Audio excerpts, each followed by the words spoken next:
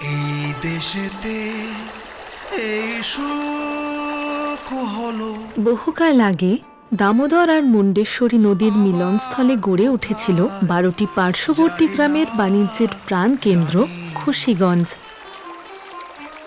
এই দেশেতে এই সুখ হলো, আবার কোথায় যাই না জানি।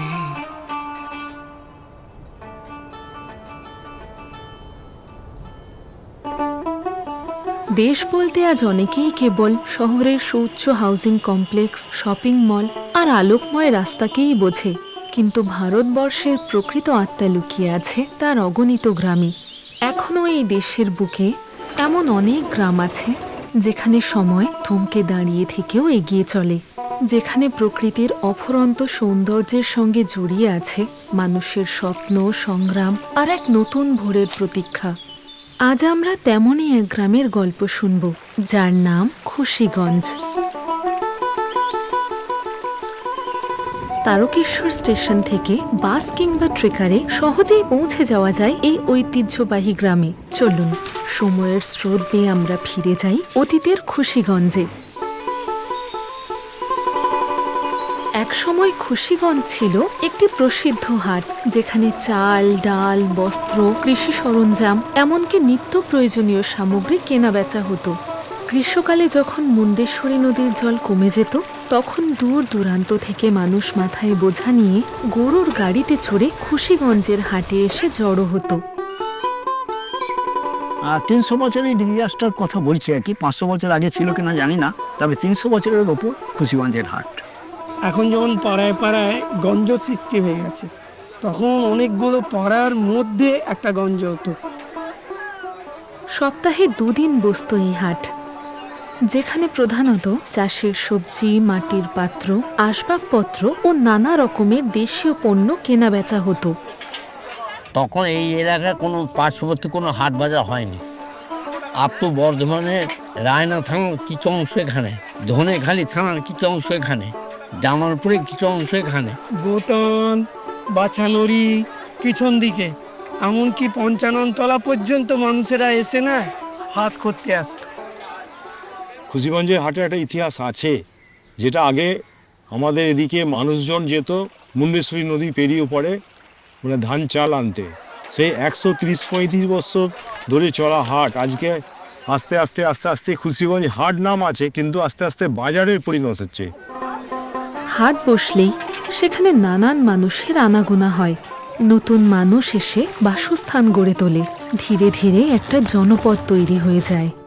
অবারিত মাঠ, গগন ললাট, চুমে তব পদধূলি, ছায়া সুনিবিড়, শান্তির নীড়, ছোট ছোট গ্রামগুলি।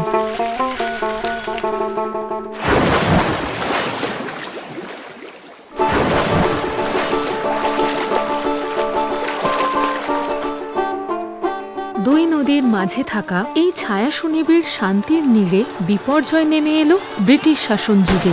ইস্ট ইন্ডিয়া কোম্পানির নীলকর সাহেবরা এখানকার নিরীহ কৃষকদের জোরপূর্বক নীল চাষে বাধ্য করেছিল। চাষ হতো এখানটা বিরাট এরিয়া, এই যে ঘর, এখানে নিচু থেকে উপর পর্যন্ত ঘর।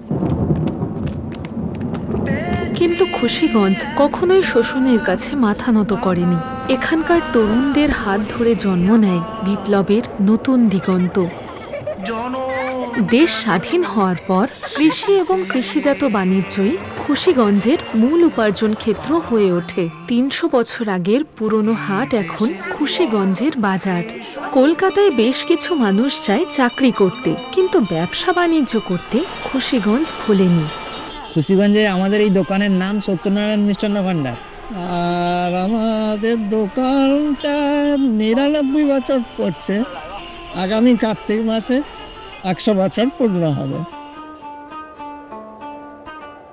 সময়ের পরিক্রমায় এই খুশিগঞ্জের স্কুলের খেলার মাঠ থেকে উঠে এসেছিল কয়েকজন তরুণ। তাদের হাত ধরে দেশকে জোড়ার স্বপ্ন নিয়ে এই খুশিগঞ্জের মাটিতে তৈরি হলো বিপিসি। দেশের বহু গুরুত্বপূর্ণ হাইওয়ে ও রেলওয়ে ডিজাইনের মূল কাণ্ডারি তারা। এই কোম্পানিতে সব থেকে বেশি চাকরি করে এখানকার ছেলেমেয়েরাই। আমরা যারা খেলাধুলা করতাম একসাথে বন্ধুবান্ধব, আমাদের খেলার ক্যাপ্টেন বলা যায় কল্যাণ সুন্দর গায়েন, বিপিসি নামে একটা কোম্পানি খুশিগঞ্জের বুকে তৈরি করা হলো। খুশিগঞ্জের যে ঐতিহ্য সেটাকে যদি আমরা ধরে রাখতে পারি, সেটা আমাদের কাছে বিশাল পাওনা। খুশিগঞ্জের খুশি উদযাপনের সব থেকে বড় আয়োজন বিজয়া দশমীর মেলা। খুশিগঞ্জের বাজারের একটা ঐতিহ্য হচ্ছে বিজয় দশমীর মেলা। আমি 80 বছর থেকে এই মেলাটা দেখে যাচ্ছি। ওই বিজয় দশমীর মেলাতে প্রায় 1.5 লাখ 2 লাখ লোক জমতো। একসময় হুগলি বাংলার সংস্কৃতি চর্চার একটি প্রাণকেন্দ্র ছিল। আশ্চর্যের বিষয় যেটা, আজকের ইনস্টাগ্রাম আর রিলের যুগেও খুশিগঞ্জের মানুষ যাত্রা সংস্কৃতি বাঁচিয়ে রেখেছে। আজ সকালে খবরের কাগজে বিশাল হেডলাইন। এই খুশিগঞ্জের ঘটনা, এই খুশিগঞ্জের কি মারাত্মক ঘটনা। ছেলে আর বউ মিলে বুড়ো বাচ্চাকে বেড়াতে নিয়ে যাওয়ার নাম করে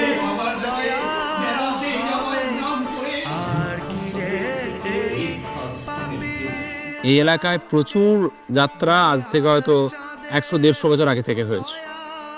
কারণ খুশিগঞ্জ বাজারে যাত্রার পূর্বে এখানে রামযাত্রা, সেই রামযাত্রার পূর্বে এখানে কথকতা, এটা প্রচুর ইতিহাস এখানে আছে। একসময় যোগাযোগ ব্যবস্থা ছিল অত্যন্ত কষ্টকর। হাঁটু জল মারিয়ে কর্দমাক্ত পথ পেরিয়ে চলাফেরা করতে হতো। বর্ষার পর দামোদর ফুলে উঠলে নৌকাই হয়ে উঠত একমাত্র ভরসা। এই দেশেতে বাংলার 85, ইংরাজির 78, তখন বন্যা মরে গেলে নদী এমনি পেরিয়ে যাতায়াত করা হতো। ও আমি বাকার কে বায়া আমার প্রাপ্ত বস্তু ঠিক না হেতা। কৃষিও তেমন উন্নত ছিল না, ধান চাষের প্রচলনও খুব একটা ছিল না এই অঞ্চলে। দামোদরের পলি পড়ে ব্যারেলল্যান্ড হয়ে গেল, মানে এখানে ধান উৎপাদন হতো না। কথিত আছে যে সমগ্র বর্ধমান জেলার চাল এবং সমস্ত এই যে আমাদের আরও পশ্চিমে পূব দিকে যে চালের যে যাতায়াত, বিশেষ করে চুঁচুড়া, চন্দননগর, কলকাতার দিকে যে চালের যাতায়াত, সেটা সবই নাকি এই গোপন পথ ধরে, এই খুশিগঞ্জের দুর্গম পথ ধরে হতো। এবং খুশিগঞ্জের সমস্ত চাল ওই গরুর গাড়ি করে, একদম এই দামোদরের কুল বেয়ে বেয়ে বেয়ে বেয়ে গরুর গাড়ি করে এসে এই খুশিগঞ্জের চাউল ফটিতে এসে জড়ো হতো। ভজন বিনে আর দোষ দিব এই ভুবনে। কিন্তু সময় বদলায়। 70-এর দশকের শেষ দিকে কৃষিক্ষেত্রে আসে বিপ্লব। বিশ্ব ব্যাংকের সহায়তায় খুশিগঞ্জে গড়ে ওঠে প্রথম রিভার লিফট সেচ প্রকল্প, যা কৃষিকে নতুন প্রাণ দেয়। মেন ডেভেলপটা হয়েছে নদীগুলোতে রিভার পাম্প হলো, সমস্ত নদীতেই দামোদর এবং মুন্ডেশ্বরী। জলটা পাওয়ার পর সবচেয়ে কৃষিতে বেশি উন্নত হয়েছে। 3 ফসলই তখন জমি, মানে ফসল ভালোভাবে হতো। আজকের খুশিগঞ্জ এক নতুন পরিচয়ে আবির্ভূত হয়েছে। ধান, আলু, বাদাম চাষ এখানকার প্রধান জীবিকা। কারণ এই জায়গার যে ডেভেলপমেন্ট, এটা হচ্ছে অর্থকরী ফসল আলু চাষ করে। এবং এই এলাকার অর্থনৈতিক ফসলের মধ্যে পাট, ধান তো রয়েছে, পরবর্তীকালে বাদাম সেই জায়গা দখল করেছে। গড়ে উঠেছে একাধিক বাদাম কারখানা, যা বহু মহিলার অর্থনৈতিক স্বাধীনতার পথ খুলে দিয়েছে। ধীরে ধীরে এখানকার মানুষের হাতে অর্থ আসতে শুরু করে, জীবনযাত্রার মান উন্নত হয়, ক্রয় ক্ষমতা বাড়ে এবং খুশিগঞ্জ উন্নতির সোপানে আরও এক ধাপ এগিয়ে যায়। কবির ভাষায় বলে যাই, তাই সে এমন দেশে দেশে প্রলয় বয়েও আসছে হেসে, সে চির সুন্দর, তোরা সব জয়ধ্বনি কর।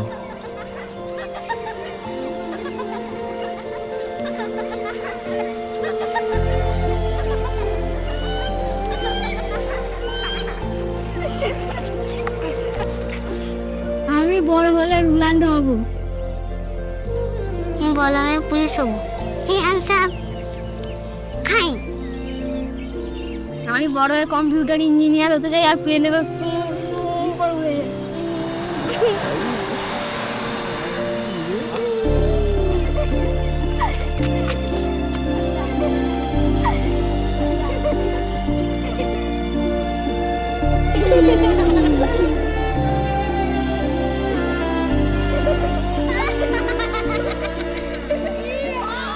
এই খুশিগঞ্জ শুধুই একটি গ্রাম নয়, এটি ইতিহাসের এক জীবন্ত অধ্যায়, সময়ের সাথে বদলে যাওয়া এক গল্প, যেখানে মাটির গন্ধে মিশে আছে সংগ্রাম, স্বপ্ন আর নতুন সম্ভাবনার বীজ।